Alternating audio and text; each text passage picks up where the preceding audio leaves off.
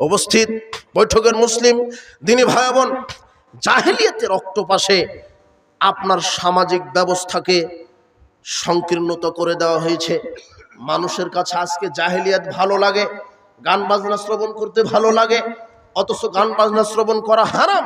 যারা গান বাজনা শ্রবণ করে শরীয়ত এদেরকে মানুষ বলেনি, কুকুর শ্রীগাল বলেছে, শুয়োর বলেছে। আপনাকে কি দিয়ে বুঝাই?